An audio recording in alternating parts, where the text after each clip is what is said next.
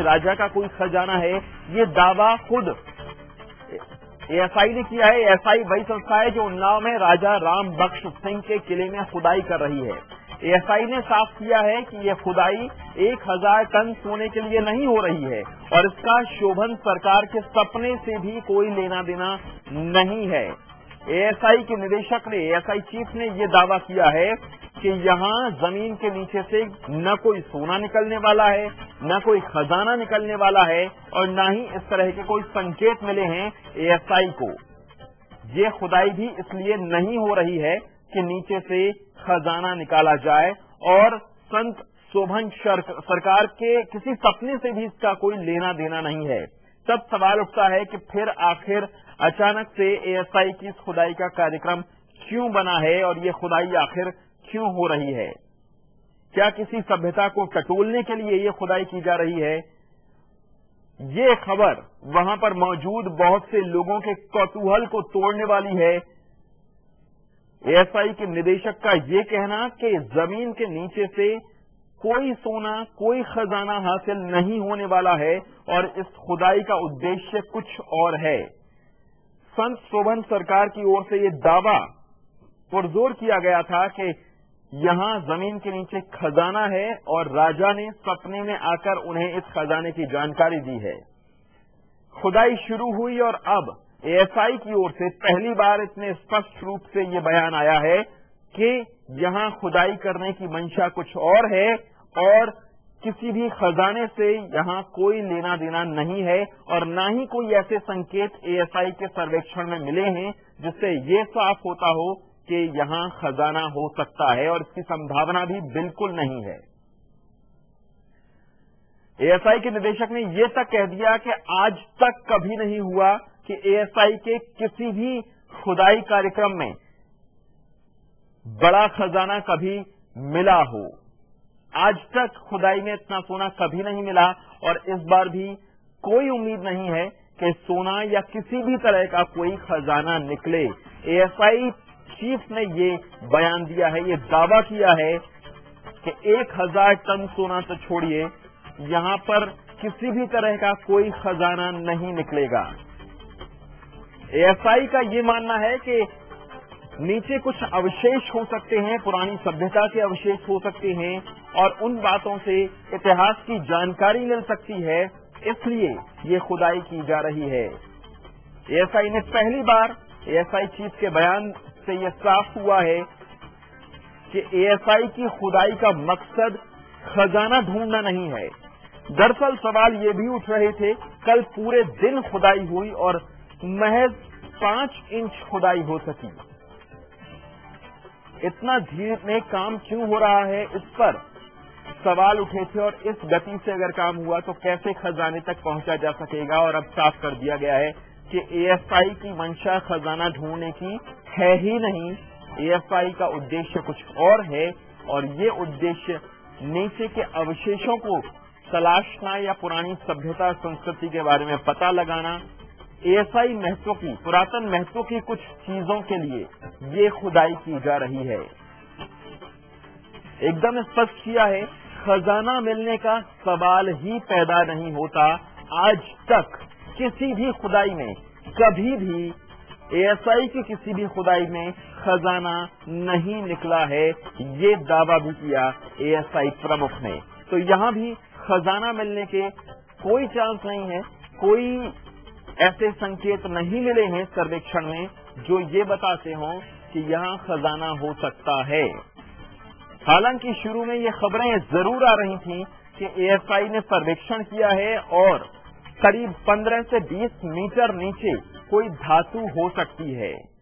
और live India से खास बातचीत में एएसआई के निदेशक डॉक्टर सैयद जमाल हुसैन ने यह साफ किया है कि उनके मिशन का शोभन सरकार के सपने से कोई लेना देना नहीं है।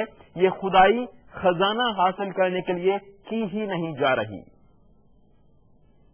उन्नाव में 1000 टन सोने को लेकर खुदाई चली गई है और यहाँ पर एक सवाल जो खड़ा हुआ है कि वाकई 1000 टन सोना निकलेगा या नहीं। हमारे साथ खुद एएसआई के डायरेक्टर जमाल साहब आपसे जानना चाहेंगे कि 1000 टन सोने की जो बात कही जा रही है, आपको लगता है कि वहाँ निकलेगा या नहीं? सटीक सा सवाल है। एकदम सटीक सा सवाल दे रहे हैं कि इस तरह भारतवर्ष ने, आर्कियोलॉजिकल सर्वे ऑफ इंडिया ने या स्टेट उत्तर प्रदेश गवर्नमेंट ने जितनी भी खुदाइयां की हैं 1947 से आज तक, इस तरह का इतने बड़े सोना कहीं कभी किसी भी जगह नहीं मिला है। हमको जो मिलता है वही मिलता है जो आप लोगों ने उस जमाने में के जो लोग थे, जो उन्होंने यूज किया और थ्रो कर दिया, फेंक दिया। ये छोटी सी एक रिंग मिल गई, एक बैंगल मिल गया, इस तरह की, या इक्का दुक्का सिल्वर कॉइन्स निकल गया, एक गोल्ड का भी कॉइन निकलता है, इक्का दुक्का चीजें मिलती हैं। जमाल सर, आप कह रहे हैं कि मिलना बहुत इम्पॉसिबल है, लेकिन फिर ये फाइंडिंग की खजाना खुदाई क्यों, मतलब ये फिर इसका तर्क क्या है? देखिए, तर्क ये है कि पहले हम सर्वे करते हैं, उस पूरे एरिया का सर्वे करते हैं और उस पर्टिकुलर साइट का हमारी टीम जाकर सर्वे करती है। तो सर्वे में जो भी फाइंडिंग्स होती है, सरफेस की फाइंडिंग से, वो हमको एक आइडिया लग जाता है इस साइट के ऊपर कौन कौन से कल्चर डेवलप हुआ। तो पार्टी देख के हम बता देते हैं ये कुषाण पीरियड की है, ये मॉडर्न पीरियड की है, ये हड़प्पन पीरियड की, जो भी है।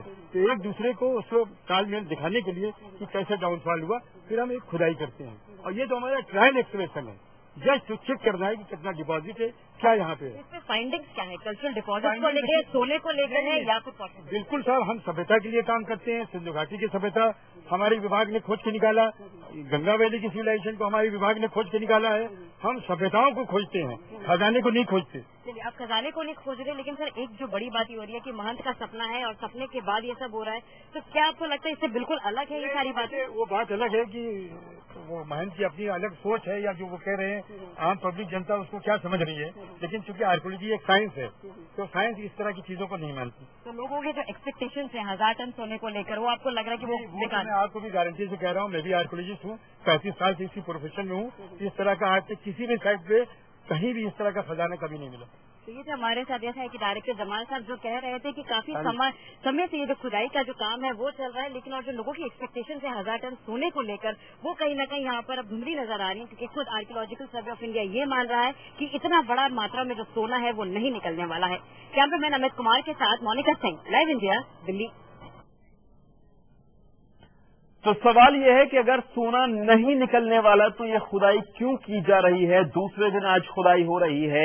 एएसआई चीफ का मानना है कि संस्कृतियों और सभ्यताओं की खोज पुरातत्व विभाग करता है, न कि खजाने की। तो क्या कुछ ऐसे संकेत मिले हैं कि यहाँ कोई पुरानी सिविलाइजेशन दबी हो सकती है? उन्नाव में खुदाई के नाम पर जो ड्रामा हो रहा है, इसमें कसूर सिर्फ सरकार का नहीं, शोभन सरकार का नहीं, खुद एएसआई का भी है। बेशक आज एएसआई चीफ ने साफ कर दिया कि खुदाई में कोई खजाना नहीं मिलने वाला, लेकिन कल तक एएसआई के ही अधिकारी खुदाई को लेकर लंबी चौड़ी उम्मीदें जता रहे थे। आपको सुनाते हैं कि एएसआई के कल और आज के दावों में कितना फर्क आ गया है। देखिए, जहां तक किसी भी आर्कियोलॉजिस्ट का सवाल है, कोई भी आर्कियोलॉजिस्ट, चाहे वो हिंदुस्तान का हो, चाहे वो स्टेट आर्कियोलॉजी का हो, चाहे सेंट्रल आर्कियोलॉजी का हो, चाहे बाहर किसी विदेश कंट्री का हो, वो हमेशा जो खुदाई के पीछे उसका एक एम होता है, उसका एक ऑब्जेक्टिव होता है। और आर्कियोलॉजिस्टों का मेन ऑब्जेक्टिव वही होता है कि उस जगह पे, उस माउंट पे, उस टीले पे, वहां पे कितनी सभ्यताएं विकसित हुई और उनका डाउनफॉल कैसे हुआ। इसी को ध्यान में रखते हुए इस स्थान पे भी आर्कियोलॉजिकल सर्वे ऑफ इंडिया के जो आर्कियोलॉजिस्ट हैं वो खुदाई कर रहे हैं।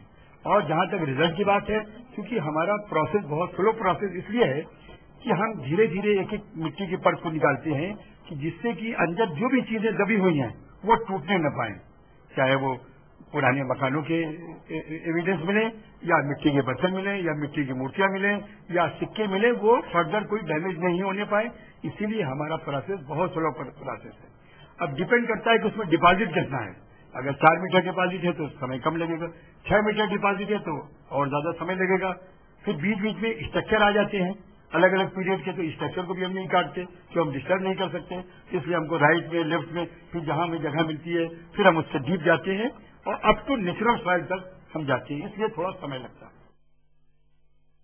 देखिए, जो इनकी रिपोर्ट है जियोलॉजिकल सर्वे ऑफ इंडिया की, उसके हिसाब से 5 से लेकर के 20 मीटर तक के डेप्थ पे डिपॉजिट्स हो सकते हैं मेटल के, और दूसरे स्ट्रक्चरल लेवल्स हैं, डेब्री हैं, उसका जमाव है वो कितना है।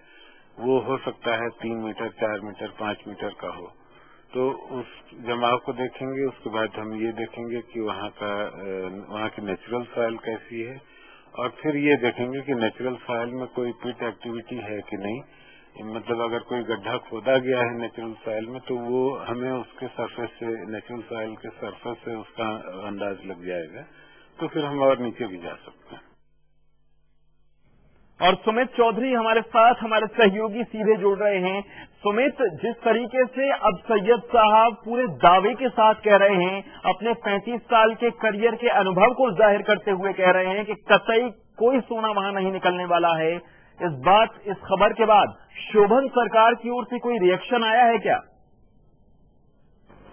देखिए, शोभन सरकार की तरफ से जरूर ये दावे किए जा रहे हों कि लगातार कि यहाँ पर जो करीब 1000 टन से ज्यादा सोना दबा हुआ है, लेकिन एएसआई शुरुआत से ही ये बात कहती आई है, इस बात को कहती है कि हालांकि मेटल डिटेक्टर ने जरूर डिटेक्ट किया है कि इसके नीचे मेटल छुपा हो सकता है, लेकिन वो सोना ही है, इसकी तस्दीक अभी तक किसी ने नहीं की है।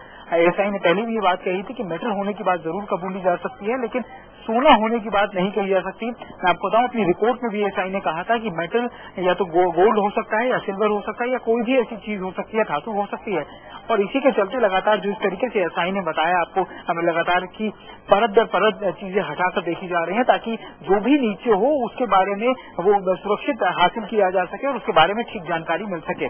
दिवेश, लेकिन अब तो एएसआई चीफ का साफ साफ ये कहना है कि पुरातत्व विभाग का काम ही नहीं है सोना खोजना, वो तो सिर्फ ये जानना चाहते हैं कि टीले के नीचे कितनी संस्कृतियां अभी तक डेवलप हुई, कैसे वो फिर बाद में विलुप्त हुई, ये पूरी कहानी इतिहास की क्या रही, वो तो सिर्फ ये टटोलने में दिलचस्पी रखते हैं और इसीलिए इतना धीमे धीमे काम किया जा रहा है और ये काम वैसे ही होगा। देखिए, 3 थ्योरियां हैं दिवेश, लगातार 3 थ्योरियां जो चल रही हैं, वो एक की जो शोभा जी सरकार की तरफ से चल रही है, वो ये कह रहे हैं कि सोना है, दूसरी तरफ लोगों का अपना जो विश्वास है, लोग लगातार इस तरीके से कह रहे हैं कि उनको भी शोभा सरकार के ऊपर विश्वास है, और तीसरी थ्योरी एएसआई जो दे रही है वो कह रही है कि मेटल है। लेकिन इन सभी थ्योरीज की क्लियरेंस, तीनों थ्योरी का सच क्या है वो तभी सामने आ पाएगा जब एएसआई अपनी काम खत्म करेगा, अपनी खुदाई पूरी करेगी, और जो चीज सामने निकलेगी वो सच लोगों के सामने जब आएगा, तभी इसके बारे में क्लियर कुछ कहा जा सकता है। बिल्कुल। और सुमित, ऐसे में अब जब ये इस तरह की खबरें आ रही हैं तो वहां पर लोग भी निराश हो रहे होंगे। आपका बहुत शुक्रिया इस बातचीत के लिए, इस जानकारी के लिए बहुत शुक्रिया आपका। तो क्या साधु के झांसे में सरकार आई, या फिर सरकार ने ये खुदाई का जो निर्णय लिया इसके पीछे मंशा कुछ और थी? एएसआई ने क्यों खुदाई शुरू की, और अब क्या एएसआई ने अपना पैंतरा बदला है, अपना स्टेप बदला है, या फिर सब कुछ पहले से प्लान था? सवाल अब बहुत से खड़े हो गए हैं एएसआई चीफ के इस बयान के बाद, लेकिन साफ साफ कर दिया है एएसआई चीफ ने कि इतना सोना मिलने का सवाल ही पैदा नहीं होता। डोंडिया गांव में खुदाई हो रही है खजाना ढूंढे जाने के लिए, लेकिन एएसआई चीफ ने साफ कर दिया है कि इतना सोना मिलने का सवाल ही पैदा नहीं होता, बल्कि यहां तक कह दिया है कि किसी भी तरह का कोई भी खजाना यहां नहीं मिलेगा। एएसआई निदेशक ने अपने 35 साल के करियर का अनुभव बताते हुए ये कहा है कि मैं अपने अनुभव से कह सकता हूं, यहां कोई सोना, किसी तरह का कोई खजाना नहीं मिलने वाला, सिर्फ इन टीलों पर सभ्यता के अवशेष मिलते हैं और उसी की खोज के लिए पुरातत्व विभाग ये कार्यवाही कर रहा है। ऐसे में संत शोभन सरकार के दावों का क्या होगा, सवाल ये भी है, और उनकी ओर से अब इंतजार है रिएक्शन का। तो पुरातत्व विभाग ने अब एक नया दावा ये किया है कि किसी भी तरह का कोई खजाना नहीं मिलने वाला है। डोंडिया गांव में खुदाई हो रही है और निदेशक ने कहा है एएसआई के कि अभी तक इतना सोना कभी नहीं मिला और इस बार भी किसी खजाने के कोई संकेत नहीं मिल रहे हैं। और केंद्र सरकार ने कहा है कि एएसआई ने ये निश्चित किया है तो उनके पास कुछ जानकारी जरूर होगी। Excavation. They must have done so based upon certain empirical evidence, which in addition to the alleged seer's dream that you refer to, must have come their way. If the Archaeological Survey of India has indeed undertaken this particular enterprise, they must have done so based upon some empirical evidence which must be available with them. और यहाँ live India के कुछ सवाल हैं। इस खुदाई के बाद सरकार की नीयत पर कई सवाल खड़े हो रहे हैं। उत्तर प्रदेश सरकार की नीयत पर सवाल खड़े हो रहे हैं। सवाल ये है कि अगर यहाँ खजाना नहीं है, एएसआई चीफ को पता है, तो यहाँ खुदाई क्यों शुरू करवाई गई? उन्नाव के डीएम ने पहली कुदाल यहाँ क्यों चलाई? वो खुद कुदाल चलाने यहाँ पहले पहुंचे थे इस खुदाई की शुरुआत करने के लिए। खजाने पर अब तक क्यों पुरातत्व विभाग खामोश था? अब जाकर खुदाई शुरू करने के बाद ये बयान क्यों दिया जा रहा है? बक्सर इलाके में धारा 144 लगाने की फिर क्या जरूरत थी अगर यहाँ नीचे कोई खजाना ही नहीं मिलना था? क्या केंद्र सरकार ने खुदाई के लिए दबाव डाला था? ये सब सवाल अब उठ रहे हैं। शोभन सरकार से केंद्रीय मंत्री चरणदास महंत मिलने खुद क्यों पहुंचे? शोभन सरकार के सपने को खुदाई से क्यों जोड़ा गया? क्या ये सब कुछ सोचा समझा था? क्यों ऐसा किया गया? और यहाँ एक छोटे से ब्रेक के लिए हम रुकेंगे। ब्रेक के बाद भी खबरों का सिलसिला लगातार जारी है।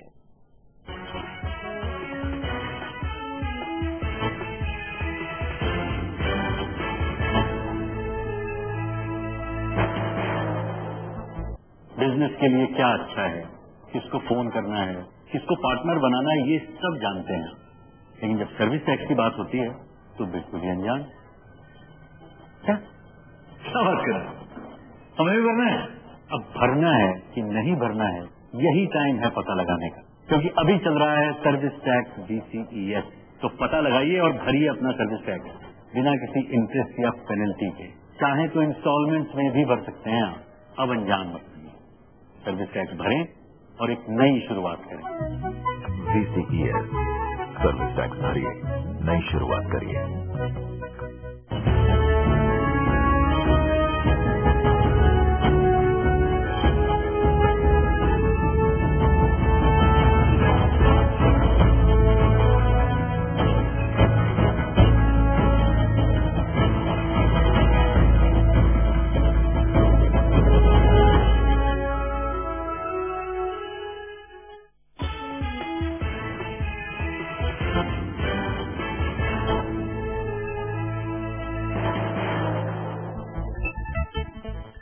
ब्रेक के बाद एक बार फिर आप सभी का स्वागत है। भारतीय जनता पार्टी के प्रधानमंत्री पद के उम्मीदवार नरेंद्र मोदी कानपुर में उत्तर प्रदेश की पहली रैली करने जा रहे हैं।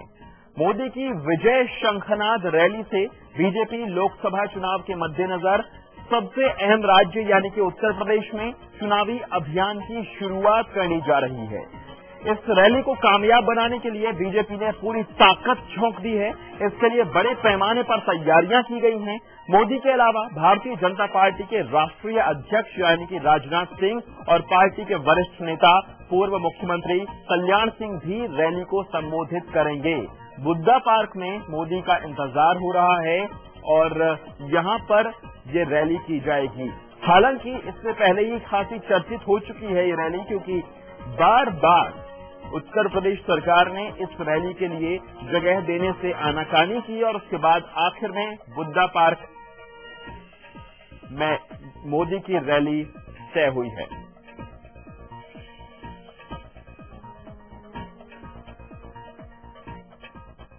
और आइए आपको बताते हैं क्या क्या खास बातें रहने वाली हैं नरेंद्र मोदी की कानपुर में होने वाली इस रैली में। मोदी का मिशन यूपी आज से शुरू हो रहा है। कानपुर की रैली से मंच जो है 100 फुट लंबा 30 फीट चौड़ा मंच बनाया गया। 3 मंच दरअसल यहां बनाए गए हैं, एक नरेंद्र मोदी और बड़े नेताओं के लिए, दूसरा उत्तर प्रदेश के नेताओं के लिए, तीसरा स्थानीय प्रभारियों के लिए। पहले चेयर में राजनाथ और कल्याण भी साथ हैं। बाकी 2 चेयर में पार्टी के अन्य नेता और पदाधिकारी होंगे। मोदी को सुनने के लिए 100 से ज्यादा LED स्क्रीन वहां पर लगाई गई हैं। और जब नरेंद्र मोदी की इतनी बड़ी रैली हो तो सिक्योरिटी इश्यू होना भी लाजमी है। तो सुरक्षा के लिए क्या व्यवस्था की गई है? SP रैंक के 7 अफसर रैली की कड़ी सुरक्षा में लगाए गए हैं। इसके अलावा ASP रैंक के 8 अफसर वहां तैनात किए गए हैं। बुद्धा पार्क में नरेंद्र मोदी की ये रैली हो रही है। 40 इंस्पेक्टरों की तैनाती वहां पर की गई है ताकि किसी तरह से कानून व्यवस्था न खराब हो। 700 कांस्टेबल की तैनाती वहां पर की गई है। 5 लाख लोगों के आने की करीब उम्मीद है। 100 महिला कांस्टेबल की तैनाती नरेंद्र मोदी की रैली में की गई है। गुजरात से कानपुर ये पूरी टीम आई है। राघवेंद्र त्रिपाठी फोन लाइन पर हमारे सहयोगी जुड़ गए हैं। राघवेंद्र, सवाल यही है, नरेंद्र मोदी लोकल जो पुलिस की व्यवस्था है क्या उस पर भरोसा नहीं करते? हर बार जहां भी रैली करने जाते हैं अपनी टीम लेकर जाते हैं और इस बार तो बड़ा लाव लश्कर है। जी बिल्कुल, जिस तरह से गुजरात की पुलिस आई है, उनके पर्सनल सिक्योरिटी वाले आए हैं, उससे यही लगता है कि उनको किसी दूसरे राज्य की सिक्योरिटी भरोसा नहीं है। लेकिन यूपी सरकार ने नरेंद्र मोदी की रैली में किसी तरह की कोई दिक्कत न हो, इस नाते भारी संख्या में फोर्स तैनात किया है। 700 से अधिक कांस्टेबल हैं, 7 एसपी हैं, 8 एएसपी हैं। तो सुरक्षा व्यवस्था को लेकर सरकार की भी चिंता थी और मोदी खुद चिंतित थे इस बात को लेकर, चूंकि जो यूपी के तनाव को देखते हुए थोड़ा मामला संवेदनशील भी है और भाजपा पे लगातार आरोप लग रहा है कि मुजफ्फरनगर दंगे से भी भाजपा का हाथ था। उसको लेकर कहीं न कहीं मोदी सतर्क है और उनकी सुरक्षा गुजरात से आई हुई है। मंच के आसपास वही लोग तैनात हैं जो गुजरात से आए हुए हैं। लेकिन बाकी जो कानपुर का नेशनल हाईवे है जो कन्नौज जाता है उससे भारी संख्या पुलिस तैनात कर दी गई, वाहनों को डाइवर्ट कर दिया गया है। राघवेंद्र, बहुत शुक्रिया इस बातचीत के लिए।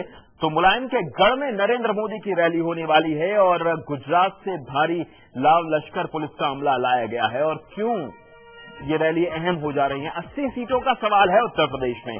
बीजेपी ने यूपी को 8 जोन में चुनावी नजरिए से बांटा है और 8वां जोन में अलग अलग बड़ी रैलियां की जाएंगी। नरेंद्र मोदी वहां खुद होंगे।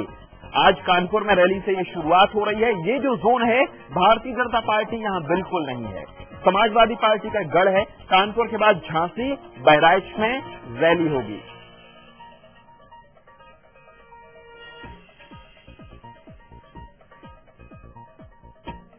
और वाजपेयी के जन्मदिन पर लखनऊ में रैली की जाएगी। लखनऊ से जीतते रहे थे अटल बिहारी वाजपेयी।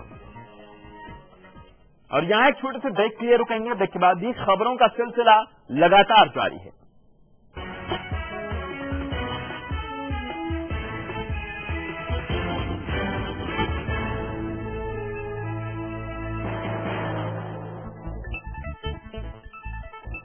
समय जैसे जैसे बदलता गया वैसे वक्त के साथ साथ बच्चे भी जवां हो गए। अब उन्हें अपने घर में जो भी कुछ है उससे ज्यादा जो नहीं है इसका एहसास झट से होने लगा। पर अब उनकी खुशियां ही माँ बाप का भविष्य होती है ना।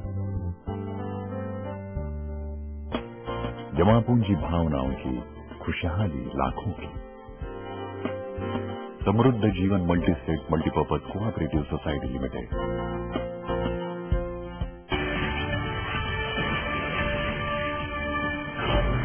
पश्चिम बंगाल के मालदा में एक अस्पताल में 20 बच्चों की मौत हो गई। अस्पताल के अधीक्षक एम राशिद ने बताया कि यहां रेफर किए गए सभी बच्चों की हालत गंभीर थी, सांस लेने में उन्हें दिक्कत थी। यहां रेफर किए गए सभी मामले उत्तर दिनाजपुर, मुर्शिदाबाद और बिहार झारखंड से थे। उत्तर प्रदेश के आजमगढ़ जिले के मुबारकपुर क्षेत्र में जहरीली शराब पीने से 25 लोगों की मौत हो गई। 7 लोग गंभीर रूप से उनकी तबीयत खराब हो गई। इस मामले में थाना प्रभारी समेत 6 पुलिसकर्मियों को निलंबित कर दिया गया है। मुंबई के आदर्श नगर की ओर से एक कॉलोनी में एक बार फिर तेंदुए ने एक मासूम को अपना शिकार बनाया है। तेंदुए के हमले से पिछले 3 हफ्तों में ये तीसरी मौत है। आदर्श नगर यूनिट नंबर 5 में शुक्रवार की शाम तेंदुए ने 12 साल के संतोष प्रकाश पर हमला कर दिया। इन हादसों से तंग आकर आदिवासियों ने आरे पुलिस थाने का घेराव करके सुरक्षा की मांग की है। बाबा रामदेव ने डोंडिया खेड़ा में खजाने की खोज को लेकर केंद्र सरकार को घेर लिया है। एमपी के नरसिंहपुर में रामदेव ने कहा कि एक संत के कहने पर सरकार ने खुदाई तक करवा दी, जबकि उन्होंने अरबों रुपए के काले धन के बारे में जानकारी दी। सरकार उल्टे उनके पीछे पड़ गई। झारखंड के लातेहार में एक महिला नक्सली कैदी के फरार होने से हड़कंप मच गया। महिला कैदी नीलम देवी गुरुवार शाम लातेहार सदर अस्पताल से पुलिस को चकमा देकर फरार हो गई, लेकिन पुलिस ने उसे महज 2 घंटे बाद फिर से पकड़ लिया। महाबोधि सोसाइटी ऑफ इंडिया के महासचिव और श्रीलंकाई मूल के निवासी शीर्ष बौद्ध धर्मगुरु भंते डी रेवत थेरो के खिलाफ बोधगया में बौद्ध भिक्षुओं ने प्रदर्शन किया। थेरो और एक लड़की की आपत्तिजनक वीडियो के सोशल मीडिया में सामने आने के बाद से ही बौद्ध भिक्षु आक्रोशित हैं। प्रदर्शनकारियों के हाथों में भत्ते के विरुद्ध नारे लिखी तख्तियां थी। रविवार सुबह 6 बजे से लेकर दोपहर 2 बजे तक Noida city centre metro station बंद रहेगा। सिटी सेंटर मेट्रो स्टेशन के पिलरों में आए ट्रैक को ठीक करने के लिए 20 अक्टूबर को किए जाने वाले मेंटेनेंस वर्क की अवधि बढ़ा दी गई है। खेल मंत्रालय सचिन तेंदुलकर को रिटायरमेंट के बाद गवर्निंग काउंसिल में एडवाइजर बनाना चाहता है। गवर्निंग काउंसिल सरकार को खेलों के बारे में सलाह देगी। इसके लिए सचिन और प्रकाश पादुकोण को एडवाइजरी के लिए चुना गया है। अपने नेपाली सुरक्षाकर्मी की बीमार बेटी के इलाज का खर्चा उठाने वाले बॉलीवुड अभिनेता सुनील शेट्टी मीडिया की सुर्खियां बटोर रहे हैं। शेट्टी ने अपने घर के गार्ड कृष्ण की बेटी लीला के इलाज के लिए अस्पताल में जरूरी रकम जमा करवाई। पश्चिमी नेपाल के बड़ई गांव में रहने वाली इस बच्ची का गंभीर बीमारी के लिए मुंबई के निजी अस्पताल में इलाज चल रहा है। सऊदी अरब ने संयुक्त राष्ट्र सुरक्षा परिषद का स्थायी सदस्य चुने जाने के बाद सदस्यता ठुकरा दी। पहली बार अस्थायी सदस्य चुने जाने के बाद उसने सुरक्षा परिषद को विफल करार दिया। साथ ही संयुक्त सुरक्षा परिषद के दोहरे मापदंड का आरोप लगाया। सुरक्षा परिषद में 5 अस्थायी सदस्य रूस, अमेरिका, चीन, फ्रांस और ब्रिटेन के अलावा बाकी अस्थायी सदस्यों को हर 2 साल में चुनाव होता है।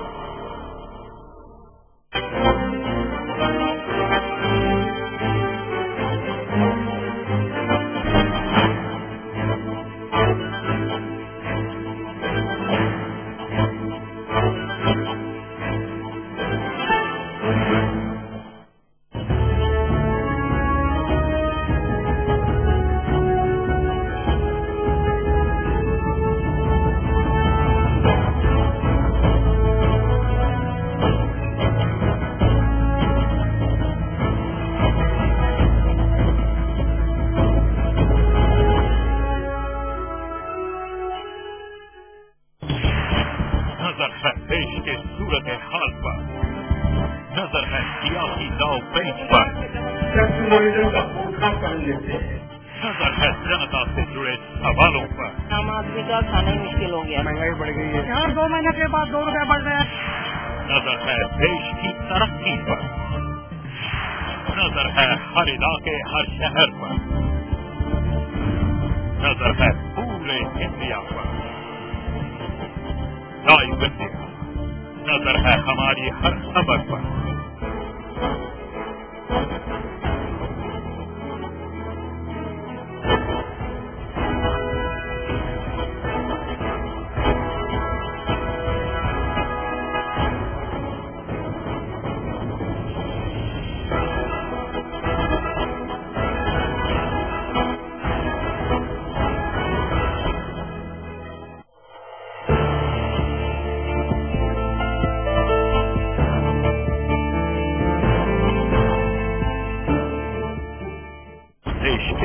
कोने से वो खबर जो जुड़ी हो आपस, मुद्दा राजनीतिक हो या सामाजिक। देखिए दिन भर की हर बड़ी खबर रोज 7 PM इंडिया और 9 PM इंडिया में सिर्फ लाइव इंडिया पर।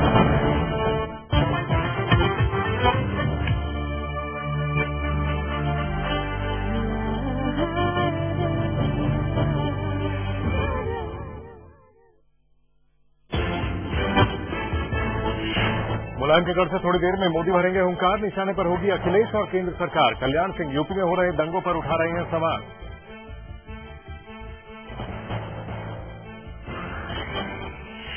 सूरत पुलिस का आसाराम पर खुलासा, आश्रम में महिला के गर्भपात का लगाया आरोप। 22 अक्टूबर तक बढ़ी आसाराम की रिमांड।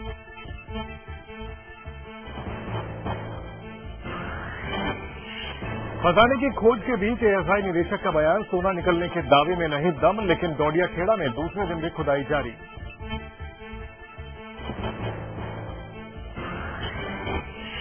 कैश फॉर वोट मामले में चार्जशीट फ्रेम करने पर फैसला 28 अक्टूबर तक चला। चार्जशीट में सुधींद्र कुलकर्णी, अमर सिंह समेत 7 नेता आरोपी।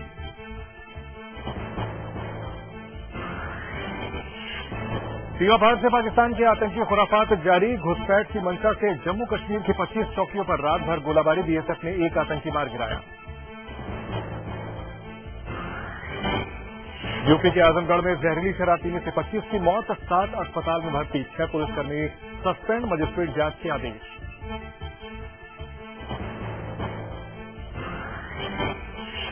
मोहाली वनडे में मुश्किल में टीम इंडिया, पहली गेंद पर आउट हुए युवराज, रैना, रोहित और धवन सस्ते में निपटे, कोहली क्रीज पर मौजूद।